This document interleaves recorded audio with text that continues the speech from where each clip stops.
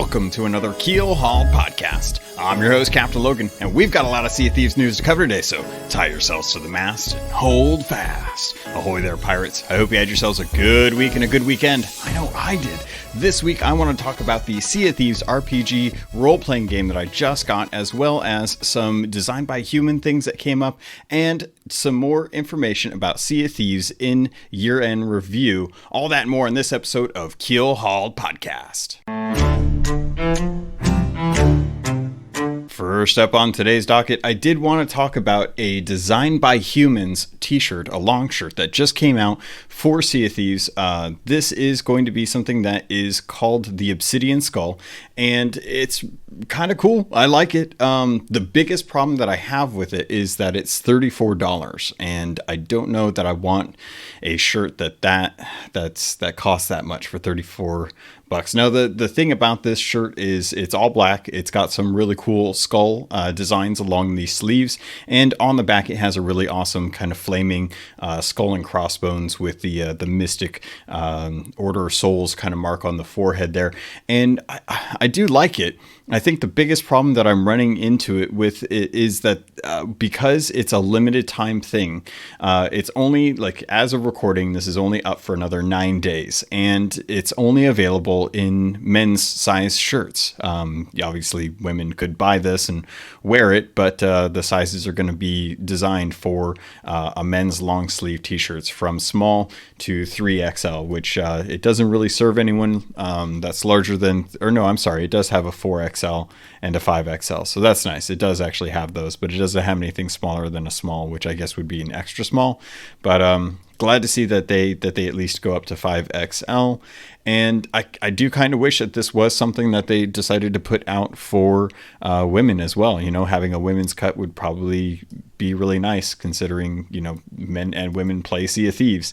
The biggest rub for this, I think, was something that was kind of promoted with this, and that's when you do buy the Obsidian Skull shirt, you get the Obsidian Banjo with it. Now, if anyone's been watching or keeping an eye on Sea of Thieves, and you already kind of know that cosmetics that are promotional items tend to come in multiple ways. It's usually not just one way that they ever do something, and usually if it was, that's usually something that the community usually lets Rare know that we would kind of like to actually have, you know, something interesting to check out. So you know, or at least other ways that we want to be able to get these cosmetics. You know, it started with the flintlock pistol that was available through streaming or through Mixbox when the game first came out, and it was the only gun that had an actual iron sight, and a lot of people wanted it. They coveted it a lot. So with the Obsidian Banjo being tied to this limited time release for a long sleeve t-shirt, I'm kind of hoping that there's going to be another way for us to actually get a hold of this, because a lot of people do enjoy the Obsidian set. It's the only promotional items that Rare has really been doing that are tied to, like, purchases or streams and stuff outside of liveries. This is kind of their thing to give away, and as a result, you know, a lot of us are collectors. We want to be able to get all of the different types of cosmetics, and to be able to do that, we have to generally buy stuff that gives us these things. So it's cool that they have this. I like it. I'm probably not going to be spending $35 or with whatever shipping it's going to cost now. And it looks like the expected ship date for this is going to be January 20th of 2020. So 1/20/2020. That's weird to say. And yeah, I kind of hope that Rare decides to put this out in other forms, and we don't just get stuck with this one thing. One thing that we did get, or at least one thing that I got, that was another cosmetic that I had to actually purchase through picking up something else, was the Sea of Thieves RPG. So if you're not familiar, Sea of Thieves has partnered with Mongoose Publishing, and they are working on building out an role-playing game that is available for purchase. Right now it's only available for ordering through Mongoose Publishing's website, And this is a relatively, it's cheaper in pounds than the shirt is, but I imagine if you actually purchase the role playing game for the States, you're going to be paying more because of the conversion, and also just the general shipping for it is kind of pricey. So I picked up the actual role playing game version of it, and I've got the box here. So if you're looking at the stream, and this is the first time second time I'm streaming the actual podcast live. I usually don't do this because I have a lot of pauses and breaks in between. I usually don't do this, so I'm trying to stream it right now for everyone. But the role playing game is really nice, and I haven't gotten a chance to really dive into it. I took a look into the lore book, and the lore book is really nice, but there isn't a whole lot as far as actual lore goes. So I decided to take a look into the Book of Pirates, and there's a really nice kind of opening for people who are going to be diving into this role-playing game.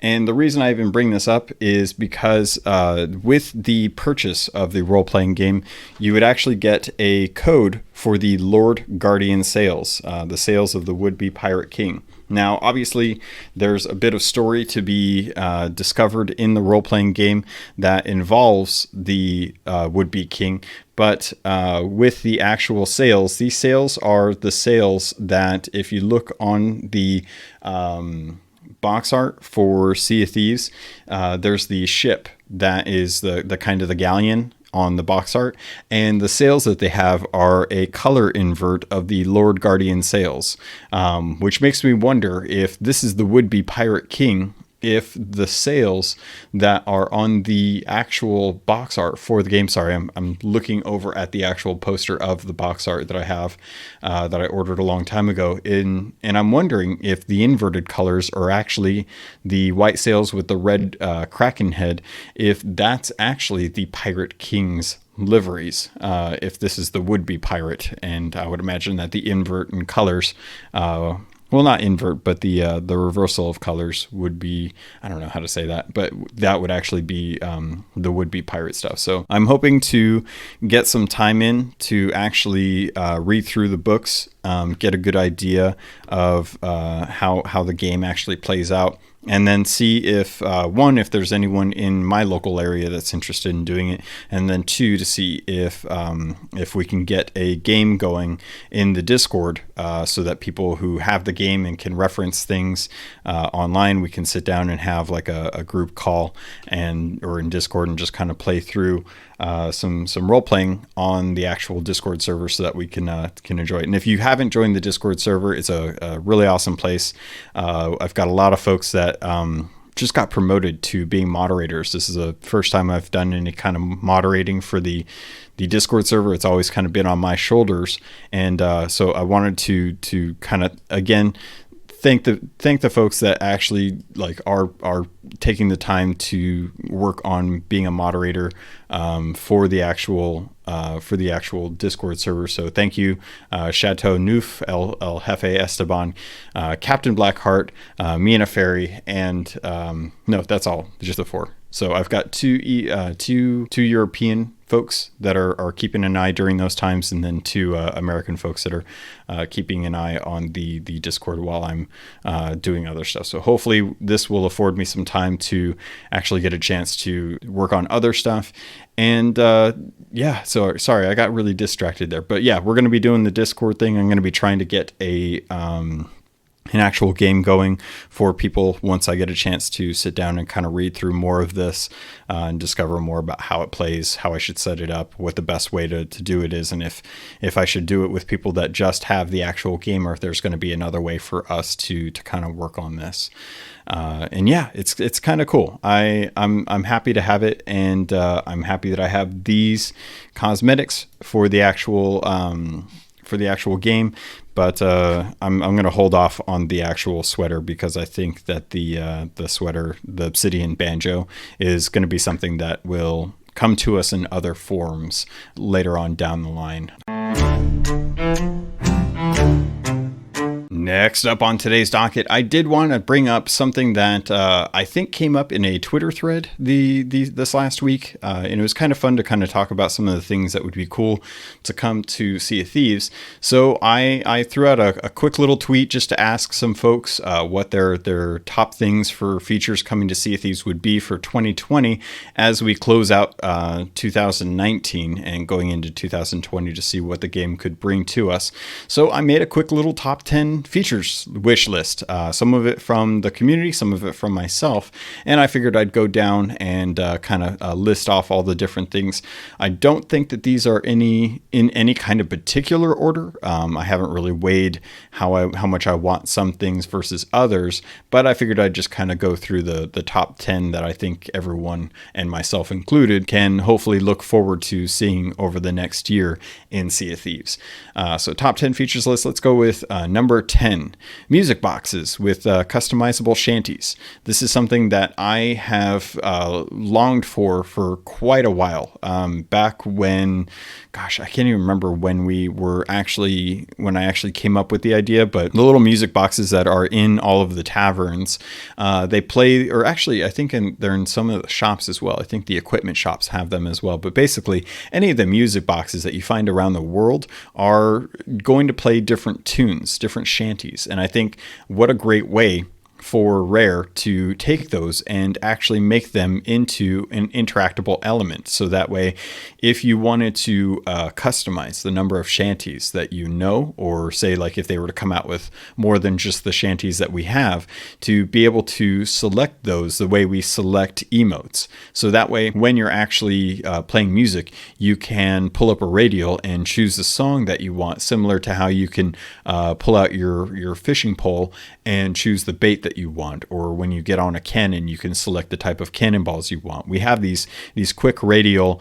menu systems to be able to have multiple types of the same thing and select the individual one that we want. I think shanties need to be next on that list. Emotes has come a long way as we've been having more and more radials added to be able to have access to more and more emotes, since those are things that we're spending real money on. So if we're going to be doing shanties, or at least having more shanties come to the game, I think that this is something that I would like to have better customization with. So not everyone will have the same actual shanties that you do, and as a result, I think it would be nice to actually have songs that you can play that other people can pick up on and then play for themselves, and then maybe they decide that they want to keep that shanty, so they can add that to their list, or swap it out with one that they might know, and just have a little more variance on the type of music that we're playing, because generally everyone has the same songs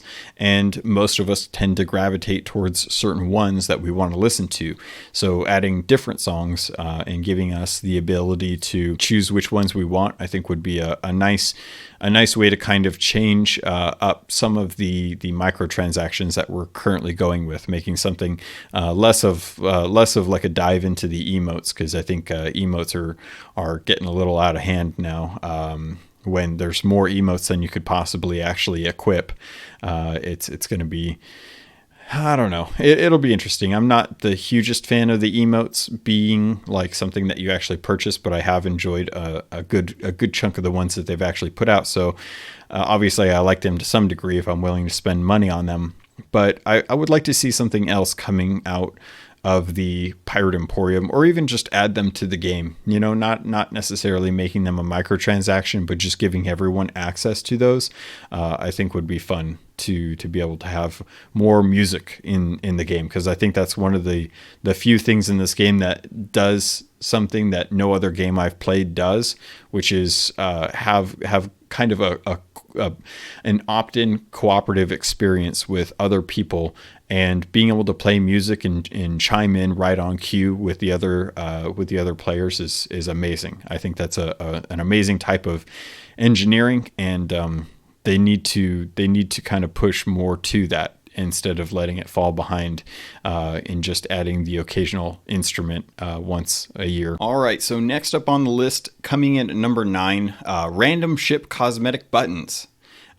This is something that I really, I love having custom ship cosmetics. I think it's great to be able to kind of change things up and mix things up. I love kind of doing different takes on it. I think I went actually today, I grabbed the Lord Guardian sales and added them to the Admiral Hull, as well as some Banjo cosmetics, and it turned out pretty well. So I really love being able to do that. The thing that I would love to have the most, though, is a random ship cosmetic button, because I would love to be able to do this the way that I do with clothing and equipment, because, you know, when you get in, you just don't want to go out with a bland ship, because it's ugly. You know, you spend all this gold and microtransaction money and time kind of investing and getting all these cosmetics, and a lot of them you don't typically see from time to time. So it would be nice to be able to just go in there, quickly hit one button, get a weird combination, and maybe you end up liking it, just to kind of see what kind of different combinations would work or not work, and kind of make a weird amalgamation of Frankenstein's monster of ship cosmetics. Moving into number 8, clothing loadouts.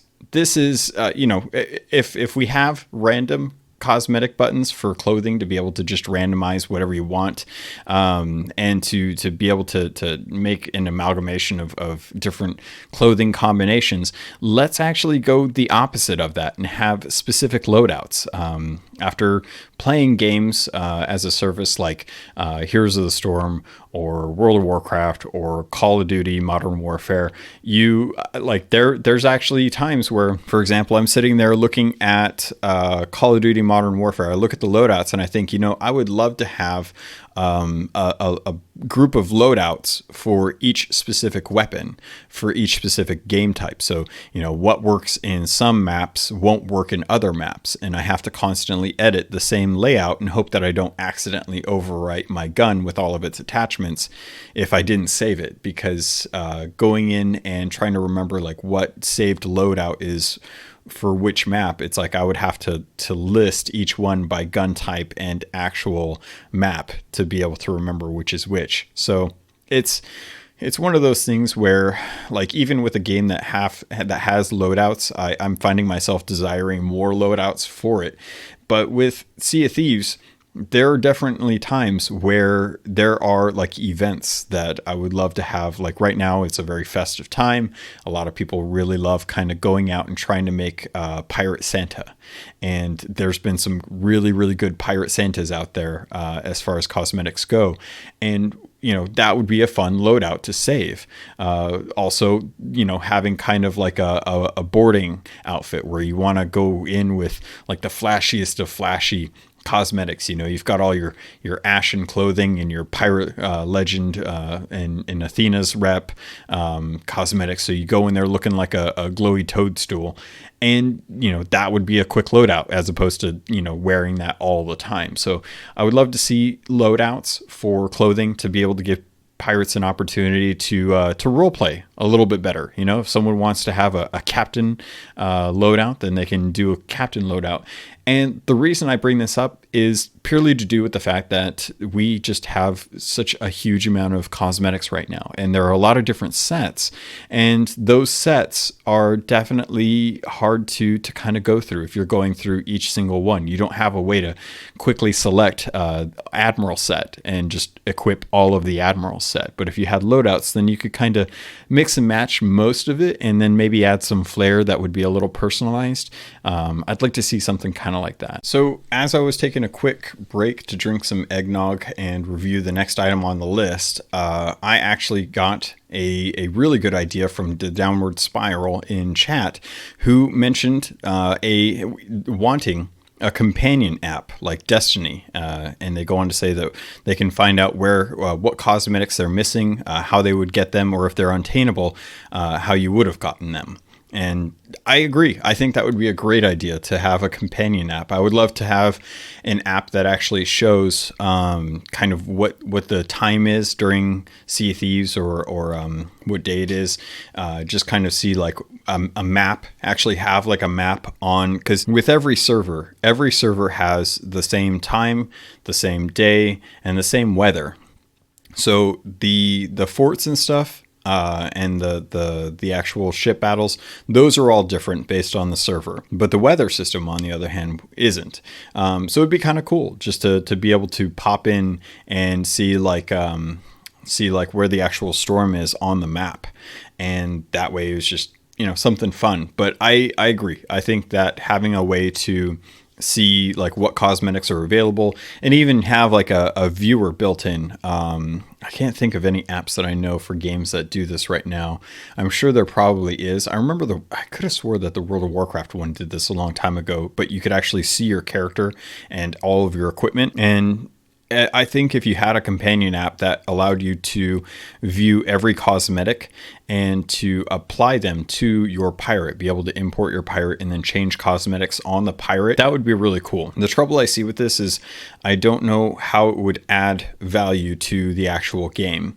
It would be nice to have, but there needs to be a way so that if you are making a companion app, that translates into some sort of revenue for Microsoft or for Sea of Thieves, because they need to have some sort of financial drive for behind creating something like that. So whether it be purchasing microtransactions, gosh, I can't even think of a good way that they could actually turn that into some sort of revenue stream to justify the building of it.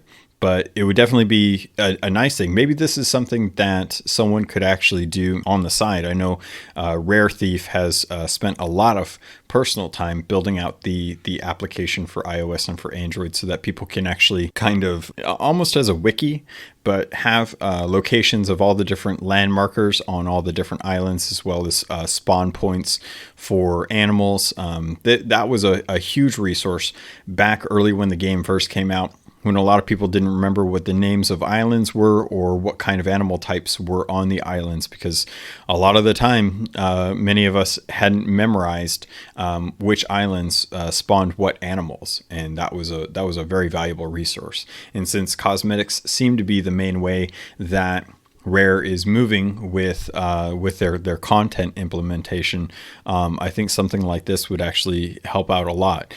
Maybe you could even see like your actual reputation achievements and commendations as well. So say, for example, you are working on Tall Tales and you're talking with someone and you want to know like if they'd be interested in joining you for a Tall Tale to be able to work on commendations or something. You could quickly access that information through the app, similar to the Xbox app where you can actually see like how many meters you've sailed in Sea of Thieves or how many chests you've turned in, things like that. And moving on, let's talk about number 7, which is new enemy types. This is something that I think would be great to see. This is something that they've constantly hinted at coming down the line. And with the recent update, with the Festival of Giving, we did see a new type of enemies with the 3 new pirate lords, the Duchess, the two-faced, oh gosh, I just blanked on what his name is. The two-faced scoundrel, I think it was.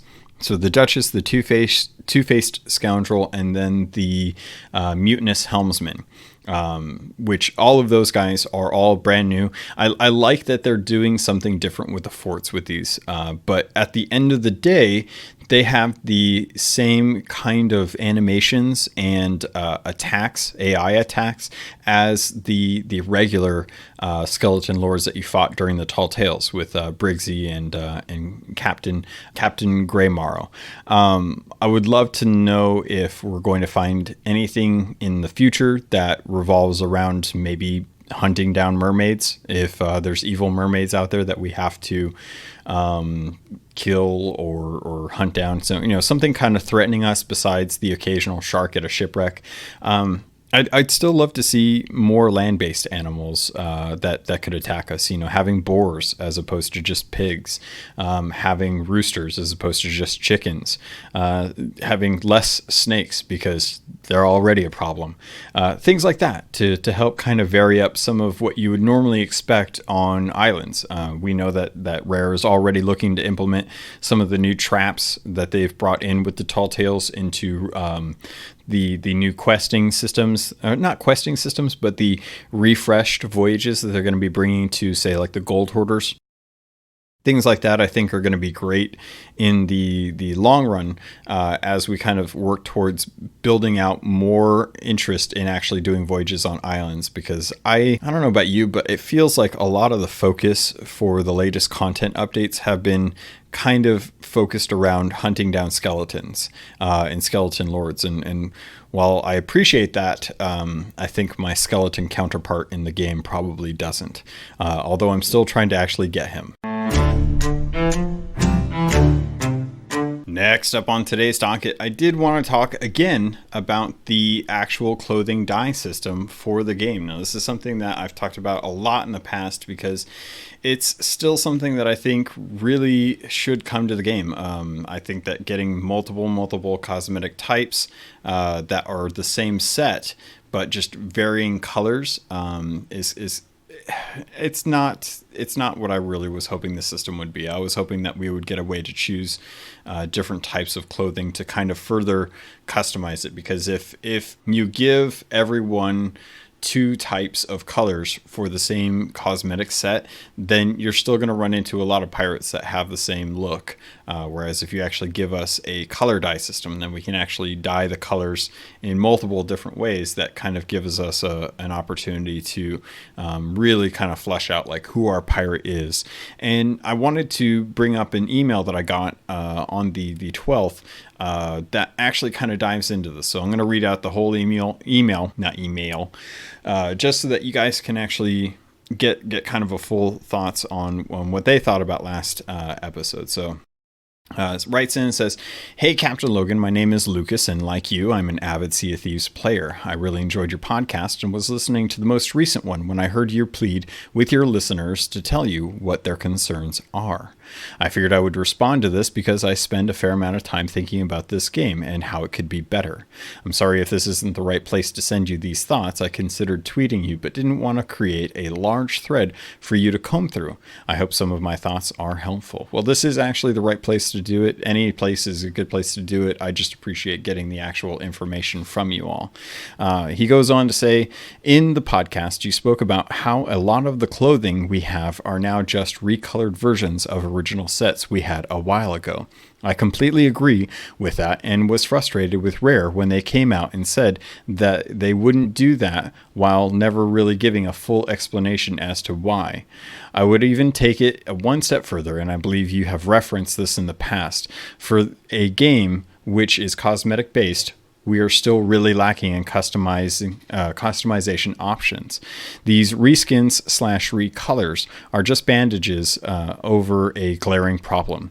They've stated addressing this by releasing clothing every month in these updates, but a lot of them are just recolors. You and I could color our clothing exactly the way we want it if Rare would let us do that, and they would have barely any complaints about clothing going forward. I can say the same thing about ship customizations. We need more options and variations. I've also thought about Pirate Legends a lot. I imagine you are a legend, as I am. I don't recall hearing about Pirate Legend issues on your podcast, but it's possible I'm just not remembering correctly. Pirate Legends need more developer attention. I understand that Pirate Legends are a small percentage of the pirate population, and thus making updates specifically for them could look problematic. However, Pirate Legends are significantly lacking content. Being a Pirate Legend is supposed to mean something. I remember when I first bought the game about a year ago now, and hearing about Pirate Legends and being really excited about being one someday. Right now, there's hardly anything legendary about Pirate Legends. I certainly don't feel legendary, and it's not just because I'm bad at combat. Many of the articles I read said that once you become Pirate Legend, that's when the real adventure starts. This, as far as I'm concerned, could not be further from the truth, especially on the cosmetics side of things. Pirate Legends need more content. Whatever happened to the captaincy update and the ability to have full customization control over your ship? What about ship naming? It's a little bit frustrating. Lastly, there are just some general things that I think the game would really benefit from. Dueling needs to be added, and the cries for it are only getting louder with each update.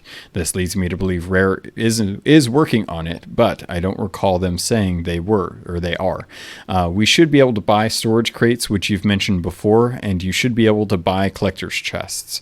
These things do not necessarily create an advantage in favor of crews with the most money. It really just creates convenience. I have more to say, but this email is already long, and I don't even know if this is how you prefer to receive fan messages like this. I apologize again if you prefer those messages are meant to come from other places like Twitter.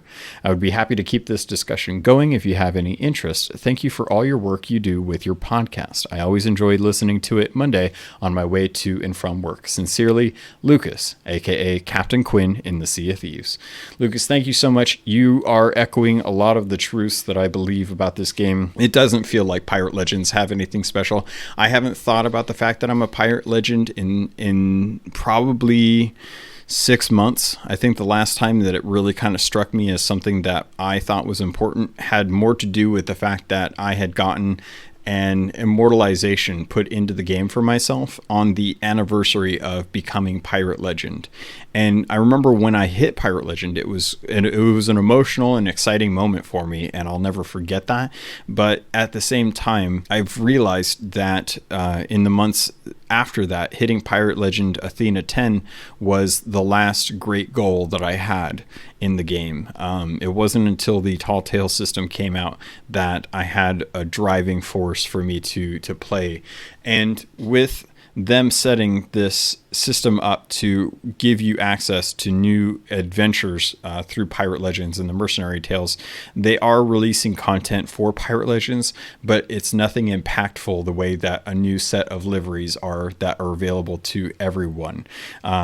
The new two-tone hair colors are a nice addition to the game, as well as the weapons that are for Arena. But there's definitely some focal points that Rare's going with that are keeping to a general broad audience. And I agree, it has been a long time coming that Rare has needed to do something to really kind of incentivize becoming Pirate Legend beyond having access to an additional voyage for these monthly updates. All right, Pirates. The one thing, while I was actually taking that break, I asked the chat to see on Twitch if there was something they would like to actually have being a Pirate Legend. And Captain Hank actually responded with something that I think is actually a really cool idea. Having a personal area in the hideout, the Pirate Legend hideout, to show off stuff.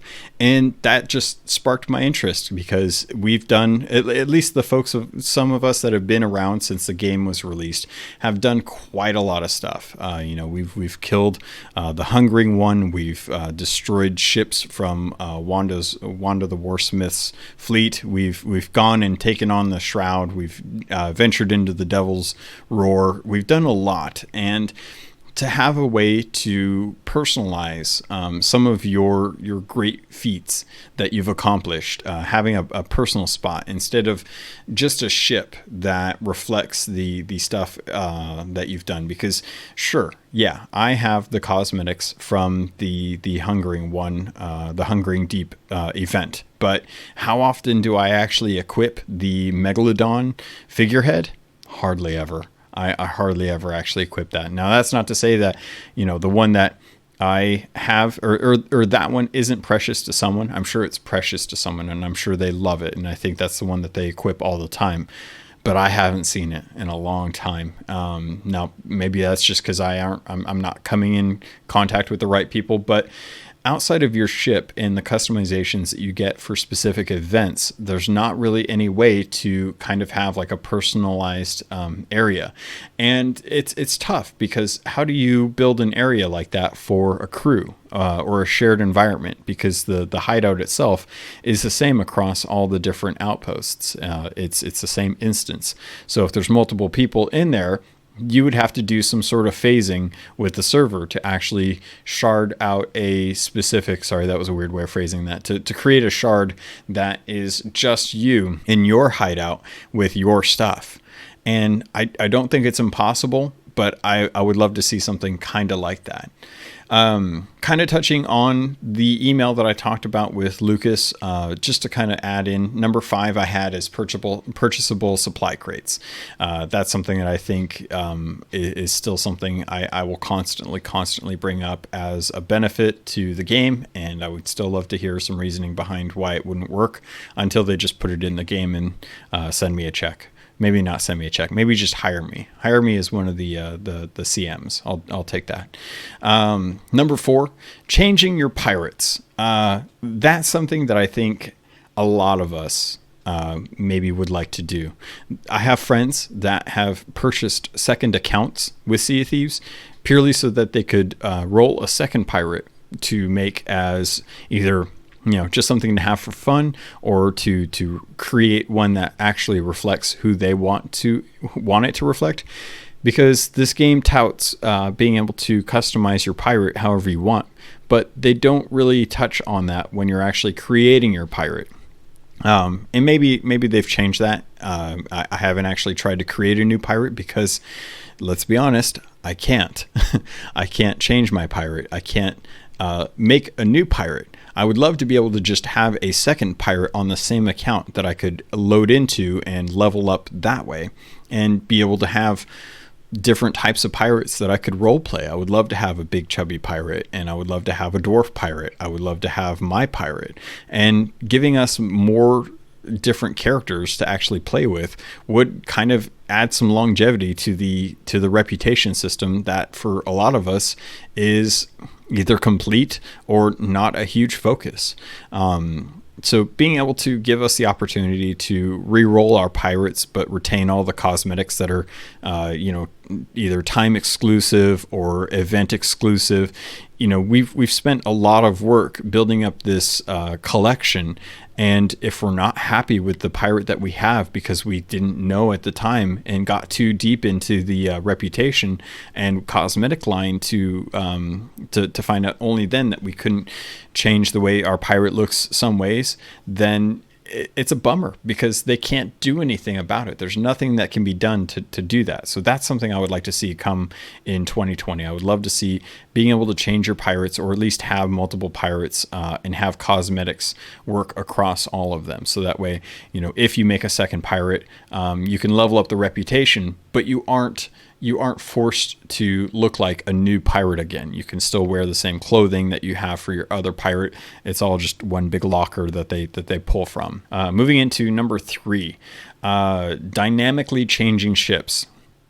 This is something that has been on their radar for a very long time. Rare has been aware that this is something that they are not against the idea of it. It's a huge undertaking. And with them going into a monthly cadence, I don't see this being something that they are going to be trying to heavily work on, because they've already loaded up their plate. They've already committed to doing monthly updates. So them bringing in something like dynamically changing your ship type in a server so that you don't have to log out and lose your supplies, or log out and lose the session that you're in. You just want to have more people come or more people go and be able to adjust the actual type of ship. So, you don't go from a 4-person galleon down to a 2-person galleon and not be able to change it to a brig or to a sloop. It's tough, because at that point you've already got something in mind where you want to keep playing, but no one's available, and you've got 2 empty spots on the ship, and it's hard to sail a galleon which is 2 people and fend off big things like krakens or megalodons or ship battles or pirates. And to be able to have them change the ship out, trade it in for a used sloop, would be nice, because chances are they're probably not going to actually open up the crew and bring in 2 strangers that they don't know just to try and fill those spots. They'd probably rather just switch to a sloop. So I don't think this is something that is going to come soon, but I'm hoping by the end of 2020 that this is something that they'll actually work into their workflow and put some quality of life improvements in for it. Going off of that, moving into number 2, I wanted to bring up private servers again, because this is starting to actually be something that would benefit the community, as we've been trying to do more events. The Sea of Champions went down this weekend, and it was a charity stream. They raised a lot of money for it, and it was really cool, but I don't know how that all worked out as far as them getting a private server to be able to do an arena event with community members to be able to raise money for this charity. I assume they did, because I know Chris Marlowe was involved, and he's a rare employee and probably has some sway in the matter. But with just regular people probably have big discords, and having a big discord, you have a lot of people that want to play. So I would love to see, like, the Race of Legends be able to have access to a private server that they can set up, load all the supplies that they want, or spawn in ships, and have exactly the type of ships that they want without trying to find a server that has a bunch of galleons, because I can't imagine just how much of a pain in the butt it is to get on a galleon, find another galleon, convince that galleon to leave the server to give them the galleon, and then sail around to try and find other galleons, and then try and find people to leave the server to spawn in a new like, that's hours worth of work that they have to do prep wise just to get the Race of Legends even going. So those servers are typically old servers that have been running for a day or so, as they are constantly trying to find ones that they can get enough ships going so that they can actually do stuff. Last up on this list, not necessarily the biggest thing, but definitely something I think a lot of people really would love to see, is a readjustment to the way our voyages are handled. Right now we have the voyage wheel, and you can see all of your different voyages on there.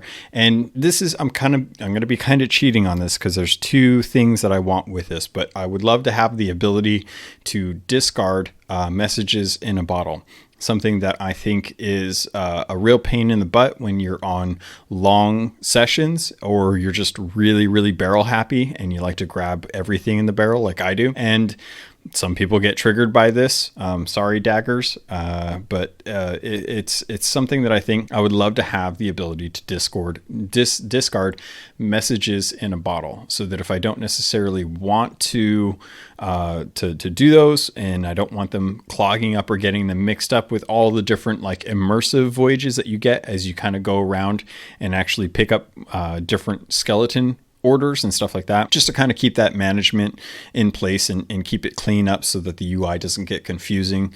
That would be nice. And part of the thing that I wanted to tie into this as well revolves around how voyages in our voyage tab are managed as well right now too, because I did a count the other day, and I've got about 12 different voyages, all of them from past events or stuff that I've gained as a result of the 12 days of giving with Sea of Thieves. And you jump in, you get the new voyage, and it's one of those gilded ones. Those are great, but like, I'm never going to be able to pick up a Gold Hoarder mission.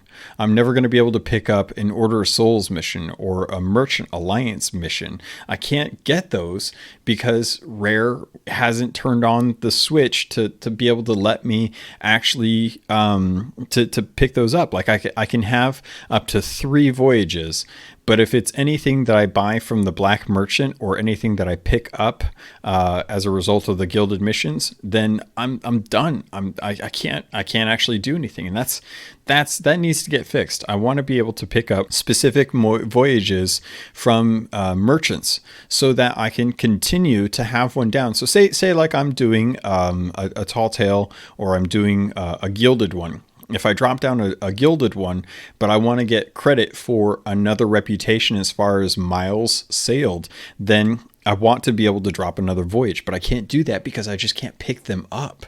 If I could at least just pick them up, then it doesn't matter, because it's a gold sink that I can't use right now. I literally cannot spend 200 gold on voyages if I wanted to. Like, we have all these different ways that Rare are bringing in ways to sink gold into the economy so that we can not have millionaires, the 1%ers out on the seas, and kind of bring in that kind of that kind of poverty pirate like me, up closer to the 1% pirates that are out there with the millions and millions of gold. But if we don't restrict people from being able to buy voyages, then we'll be able to dump some more gold into that sink, so that way you can actually start helping out with the economy, so that we don't have these hugely priced cosmetics in the black market archive that are just gold sinks for people that didn't log in during a certain time. And I appreciate that those archives are there, but though that's kind of like one of the main things that I would love to see brought to the game. And as kind of like an honorable mention, when I had taken a break between one of these segments, Krotuk had actually rated me with his community, and it was really, really sweet. We sat down and we talked for a while, and I asked him one of the things that I thought would be fun to bring to Sea of Thieves as far as one of his 2020 things. And he actually brought up something that I had never even considered, and I thought was a really cool idea. And it really kind of spoke to some things that I had actually been talking about earlier in this episode, where I want to bring more unique things about my pirate beyond just actual look of the pirate. And that had to do with voyage daggers. Jumping on a ship and dropping a voyage down, and everyone agreeing to it. You drop down a dagger, but as soon as you vote for that voyage, and all the daggers disappear. And I don't understand why that is, because if anything, the first thing you do when you log into the game, or at least when you first logged into the game prior to the Maiden's Voyage, I don't know how it works now, but originally when you woke up in a tavern, and you noticed that there was a map of the Sea of Thieves on the table with a dagger in it, and you would pull that dagger out, and that was your dagger. That was your dagger that you would use to vote on voyages with for the rest of time. Having that dagger be something that is customizable, something that you can buy a version of, and then have that dagger sticking in the actual voyage for the entire voyage. The actual, so you say like you go out, you're sailing, you've been working on this gold hoarder mission for a while. If you go back to the captain's table, there is that voyage, and there are the daggers. They're all in there. And if you want to cancel it, you cancel it, but you go up and you pull your dagger out of the table, and your dagger looks like your dagger because you chose a specific cosmetic for it. So I wanted to thank Krotuk for bringing his raid over to the Twitch stream while I was doing this. I really appreciate you guys all hanging out and having a good time and enjoying the conversation, but also because he brought a really cool idea to this list that I honestly probably would have never thought of, because it's such an ethereal thing. Like, it doesn't last. Once you vote for the voyage, it just disappears. And I think that that's a mistake. I think that we should definitely have the daggers stay in the voyage throughout the entire mission until it's completed. And if you want to cancel it, you have to cancel it. But when you cancel it, you go and you grab it and you pull it back out. I love that idea. Next up on today's docket, let's just dive into the last few topics that I wanted to cover in this episode before I get into emails that I got this week outside of the one from Lucas that I already talked about. And last week I talked about sword combat balance, and that was something that a lot of people have had issues with. And that's just one layer on top of all of the combat. And the reason why I'm bringing it up now is because I wanted to dive into the article that was written on Sea of Thieves website by Mike Chapman. Mike Chapman wrote out a really nice explanation of sword combat balance. And he talked quite a bit about how this is just kind of the first change that they're making, that this is something that's been tested on insiders for a while. And they're looking to see about how they actually implement sword combat to try and balance out how it's being used. And it's a really nice article. I'm going to have a link to it in the show notes. So if you get a chance and you want to read through it, you can. But the highlights of it were a couple things that I thought were really interesting. One, that Mike talked about how They want to expand weapon variety in the future, and that means bringing different types of weapons beyond just like fire bombs into Sea of Thieves. So possibly different types of melee weapons or different types of guns that we could possibly see over the next year in Sea of Thieves, which I think is really exciting to think about how it can change up the meta that way. But the thing that I think was kind of interesting about this article is that Mike goes into an explanation of what I'm not saying that this is how everyone in Sea of Thieves feels, but as far as Mike speaks to exploits. And the quote is, seeing players master a set of mechanics and use their own ingenuity to the best of an opponent is the intention. However, finding what is essentially a flaw in the originally implemented system and using that as an advantage in combat is something we would determine to be an exploit. So that's about as clean cut as I think you can get when it comes to who's exploiting and what that entails. So things like attacking someone below deck and swiping the sword on the ceiling and it actually causing damage to someone above deck, that to me would be circumnavigating the original intent of the actual mechanics, and that would be what I would consider an exploit. Having something like the sword macro that should be killed with this update, so that people are stunned in place so they can't retaliate if you're swinging the sword once and then stowing it, bringing it back out and hitting them again in the form of a macro. Things like that. That's it's circumnavigating the intent of the mechanic. So I love that Mike kind of spells this out for everyone. Hopefully that people will realize that this is something that's not going to be tolerated. And if they don't patch it out, it will be something that, if reported, people will probably start seeing bans from.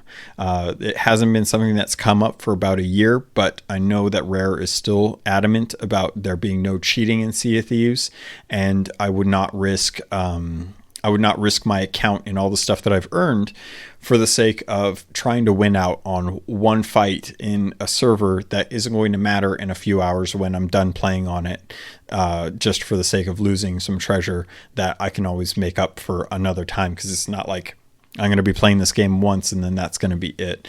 I love this. I agree with a lot of the things that are said in the article. I didn't really see a whole lot that I would say was not something that should. I mean, some of this stuff could have been said. Some of this stuff didn't necessarily need to be said.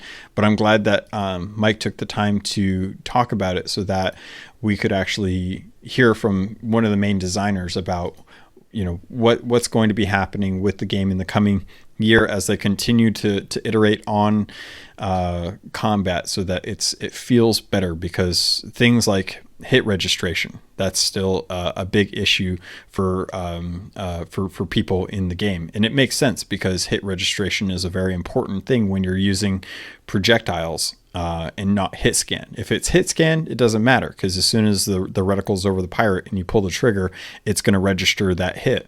But with projectiles, it's more realistic, but you also have to make sure that you're getting it as accurate as possible, as much as you can, in a game where you're on a ship that's floating on a simulated water and you're bouncing around trying to shoot someone who's bouncing around on the ship. So I understand it's a difficult task, and they've constantly tried to improve it as time goes on. So I'm glad to hear that they're making sure that things on all scopes of combat are being addressed as well. And one of the things that I didn't think I mentioned last week that I thought was kind of nice to see was there was a removal of the stun for sword slashes. So say someone actually hits you with a sword. If you get hit with it, you're not stuck. You don't have to worry about not being able to continue running. You're going to get hit, but you can just turn around and block or do what you need to at that point. You're not just stuck there, which I think was something that will have to be something that I take into account while I'm actually combating, or while I'm actually in combat with swords. Because typically if I could get someone hit and they were stuck there, then I could get 3 swings in and then get knocked back or hop back and then do a sword lunge, and that would be the end of it. But with them not being stunned, I have to anticipate the fact that they might move or try and do something else. And that's going to have to play into that whole muscle memory, which they've definitely, Mike speaks to in this article about how they want to make sure that they live with a change long enough for people to get into a rhythm with it, and that they're able to get like an actual muscle memory to it, kind of the same way that we did with barrels when barrels changed for the 2.0 update, and we had to address the fact that there were going to be a couple more keys that we had to deal with, or different keys that we had to deal with when we were actually getting supplies in and out of barrels. Same thing with combat, and I'm sure if there are changes that come to the game regarding actual,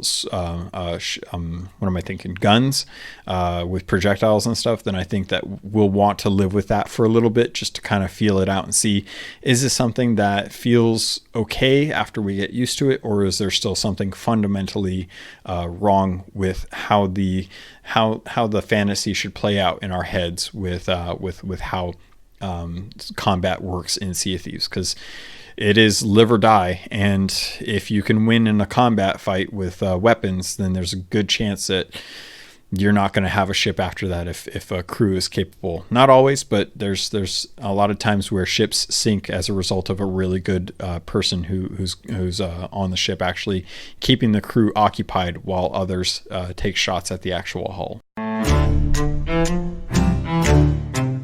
Next up on today's docket, let's talk about the Sea of Thieves year in review. So if you haven't had a chance and would love to find out some stats about what you did this year, as well as what other pirates did this year, head over to seaofthieves.com/year-in-review.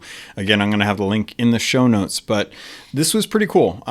It was nice to get a chance to see what Sea of Thieves was like throughout the entire year. So if you go to the website, you'll see immediately, you'll log into your Microsoft account, it'll pull up your pirate. You'll see all of your reputations. Like currently I'm level 50 with all the original ones, 10 on Athena's Fortune, 22 in Sea Dogs, and 37 in the Hunter's Call. So I definitely still have some work to do in the arena, but it's one of the lower end things that I think I have going on. And then you look at the actual stats for the entire year as far as what players have done. Players have completed 81,121,937 voyages. And the amount of gold that everyone has earned is 216 billion gold.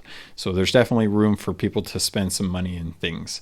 I've personally earned 3,718,770 gold, and I've set foot on 1,587 islands, which I think I probably do more than that than anything else. Some of the different things that I think a lot of people had fun was finding out how far people have sailed in the game, as well as how many voyages they've completed, and as far as ships sank. Now, it's funny because when I'm sailing, I'm only ever sailing with either a couple people who are pretty chill and we don't do a whole lot. We just kind of sail around and have fun, grab stuff randomly. Or I'm on with murderous pirates who constantly want to murder everyone on the server, which is always fun. So for me, I've only sank 133 ships, which is pitiful. I understand that. And I blame it purely on the fact that I'm so set in building community that I honestly would rather get a chance to try and talk to someone most of the time, unless I'm with my crew who like to murder, at which point it's mostly just go out and murder them as much as possible. I've actually encountered the Megalodon more times than I have actual ships that I've sank. I've encountered the Megalodon 170 times, which I think is nice, but I'm still trying to find that shrouded ghost out there. So again, really cool that this is even a thing. I've been seeing this a lot with like Nintendo and other companies putting out their year in review and giving some people an opportunity to kind of check out some of their stats. So I would love to see some people kind of reach out to me and see who's got the most, and see like who's sank the most ships or who's gained the most gold. See who the best is out there, or at least who has the most time with the best crew. And you can always head out there and check out and see.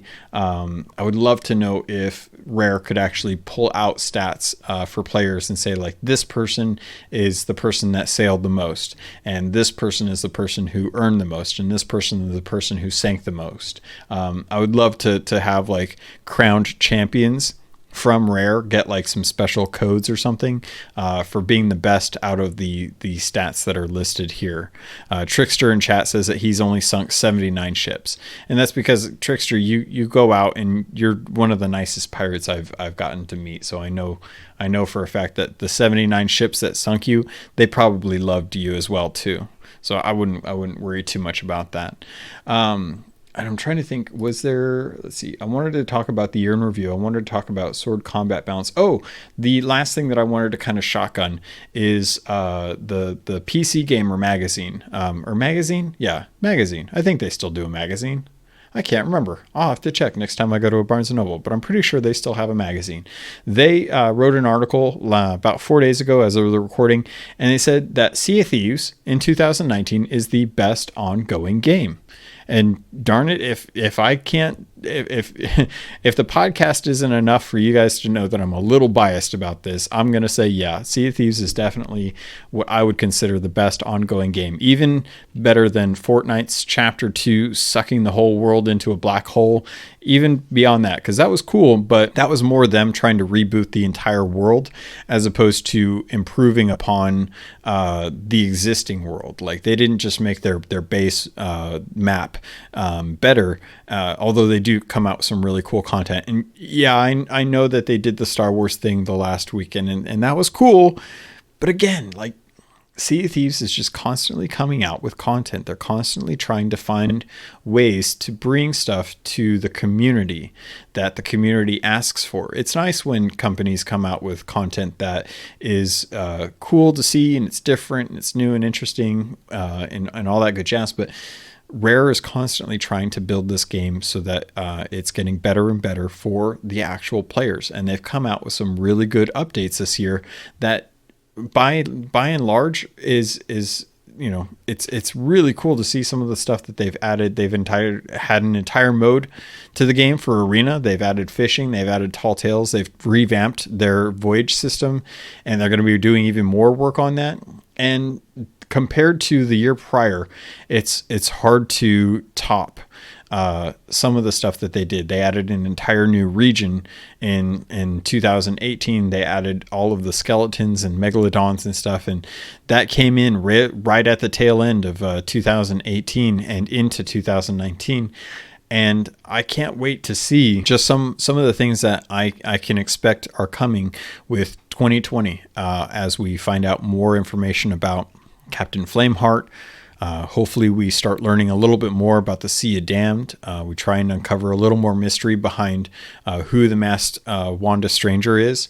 And also just hopefully getting some mermaid news. You know, maybe we can actually get some information about who the merfolk are, or just the mer as they're referred to in the RPG book. And find out, like, are we going to go visit some really interesting things? Before I go, there was a really cool story that I found out about in the forums. I was hoping I could actually get a chance to actually kind of talk about this on the podcast a little bit.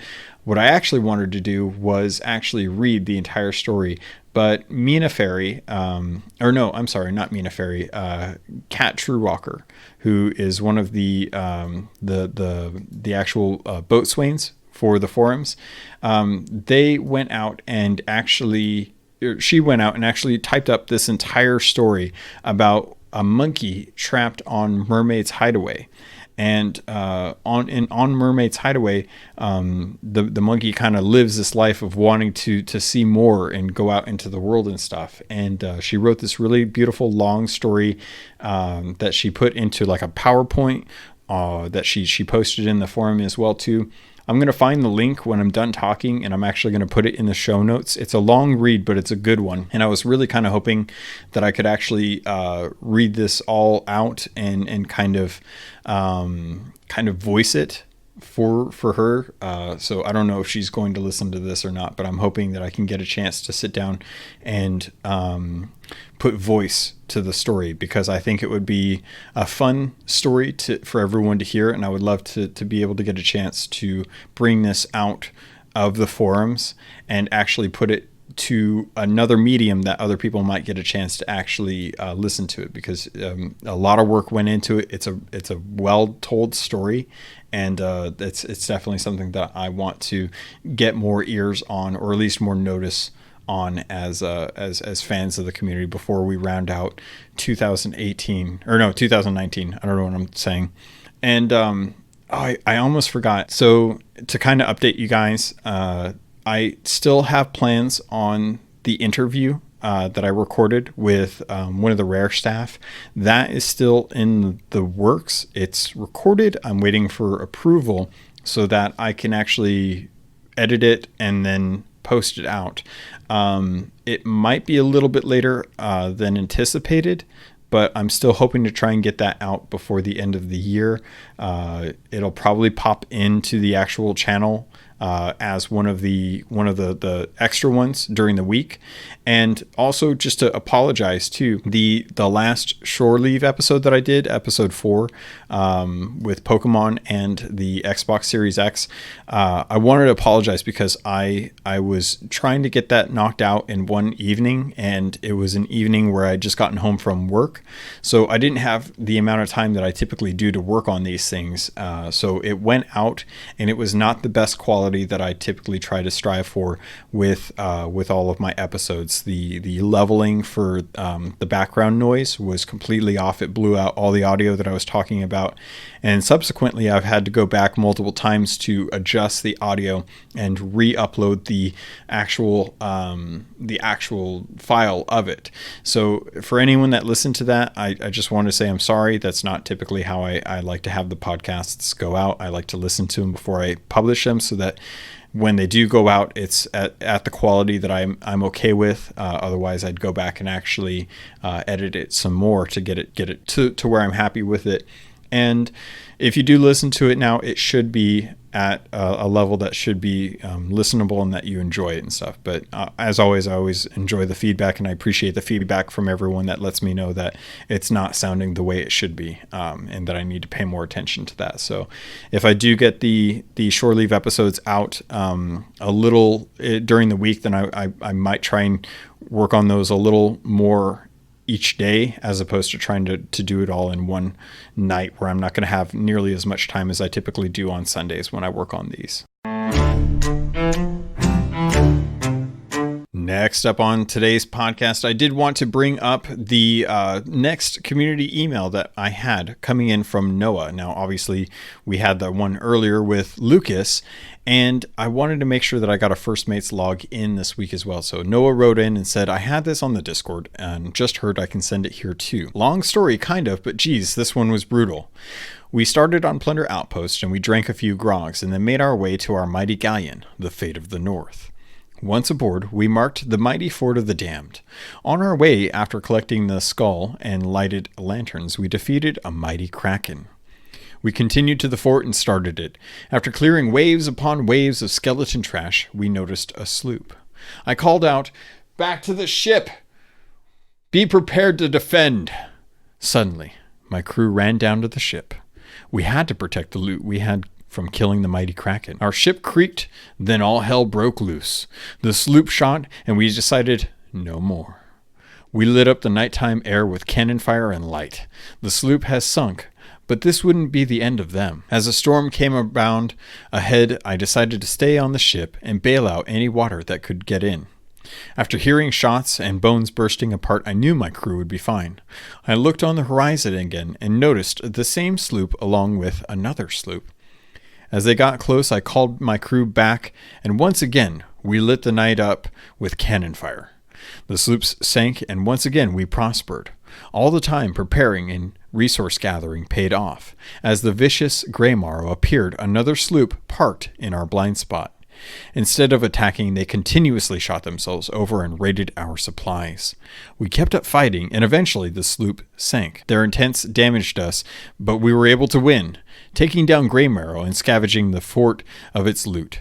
As we were prepared to head back to the outpost, a brig had appeared. With a breath, I knew we couldn't survive. This brig would be supplied, and with our mere resources, we couldn't fight back. I hopped onto their ship and lit the brig on fire. As I consistently killed the crew over and over again, my health depleted, and so did the ship. As the brig sank, I gave my crew enough time to leave towards the outpost. We did it. We took down the mighty Fort of the Damned, along with crews that came along in hope of the treasure and fame. As we sold the loot, we went back up to the tavern. We drank as much as we could, and covering the floor and accomplishments. Noah, thank you so much for writing in such a great story. I love hearing that you guys had a chance to get the fort of the loot and actually survive whilst fighting off all of the ships that came to take your treasure. It reminds me a lot of the times that we had when the game was still young and all the forts were always contestant because we only got them once every 3 hours. So hearing that you took the time and invested all of the supplies that you had to get the treasure and make off with it was great. And good job boarding and setting the ship ablaze, because that's always something that I think a lot of pirates aspire to be, that pirate, to try and make sure that they are the ones that are instrumental in getting their crew their treasure. All right, pirates, that's going to do it for this episode of Keelhauled. I hope you had a good time. I hope you enjoyed this. I know folks in chats were in the Twitch stream were having a good time today. And again, a big thank you to Crotuck for bringing in all of his friends from his stream. And yeah, again, with everything that goes on with Sea of Thieves, if you want to get a hold of me, there are plenty of ways to do it. You can always reach me at captlogun@gmail.com. You can send in emails the way the folks did today. I still have one more email that's a big story that I want to get into the podcast, so I appreciate that they sent it to me. I just want to make sure that it's one that I'll have ready for a big chunk of the actual First Mates log. If you just want to hit me up on Twitter, there's always ways to do that too, at CAPT_LOGUN. And if you just want to say hi to me in Xbox, my gamer tag is CAPTAINLOGUN. And pirates, with that, thank you, Twitch chat, for hanging out with me tonight. Thank you so much for chatting. I appreciate and love you guys. I really appreciate all the follows that came in, and Trickster with the sub for 12 months, an entire year that you've been subbing to me, and I love you for that. And everyone that's just listening to this, I hope you have a wonderful Christmas holiday, whatever you celebrate or don't celebrate. I hope you have a wonderful time doing it and that you get some time off to enjoy it. I hope everyone had a chance to see Star Wars, because I might be spoiling that in a Shore Leave episode that has proper audio levels next time. And again, that interview's coming. I'm hoping that I can get it out this week. And if not, it will definitely be coming next week. And next episode is the 100th episode of the podcast. I will have been making, well, technically I'll have more than 100 episodes under my belt, but I don't really count the Shore Leave episodes because that's kind of like a side gig for the podcast. But dedicated Keelhauled podcasts, next episode is going to be number 100. And I hope you guys are here. I'm going to see Twitch chat is trying to convince me to stream it. I may do that. I may actually stream the 100th episode as well. And we'll just sit down and build a podcast together and see how things go. And pirates, with that, thank you. I love you. And I look forward to sailing with you on the Sea of Thieves.